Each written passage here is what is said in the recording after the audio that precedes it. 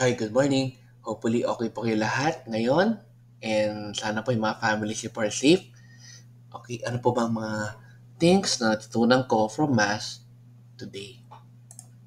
Okay, number one, the Lord did not come to be served but to serve. Ayan. So, yun ang talagang swerte tayo kay Jesus or kay God na talagang dumating siya sa mundo to serve and not to be served.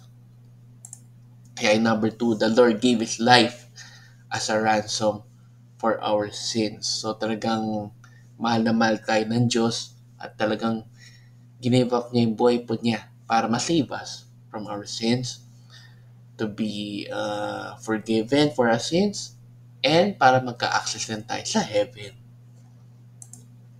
And number three, when we serve, do not expect anything in return. Ayan. So lagi po natin tatandaan yan. And lastly, number four, maintain a humble heart.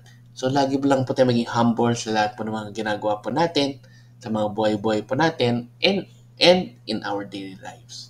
Okay, let's end again with a simple prayer in the name of Father, Son, and Spirit. Amen.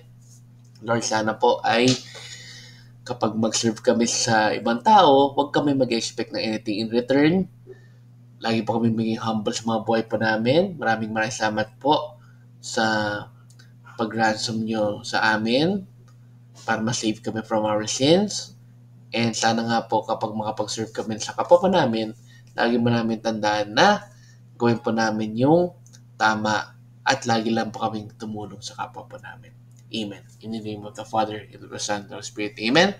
So good morning po ulit sa inyo. Have a great day. God bless. Ingat po sa lahat. And let's end again with a simple Thanksgiving Daily prayer. thank you prayer. Lord, thank you very much for all the blessings that you are giving us every day. Thank you for our food, safety, security, guidance, and all your blessings.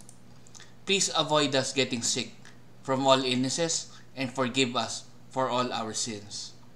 Lord, I pray that all our hopes and dreams will come true in your own time. Again, Lord, thank you for all the blessings that you have given us. Amen.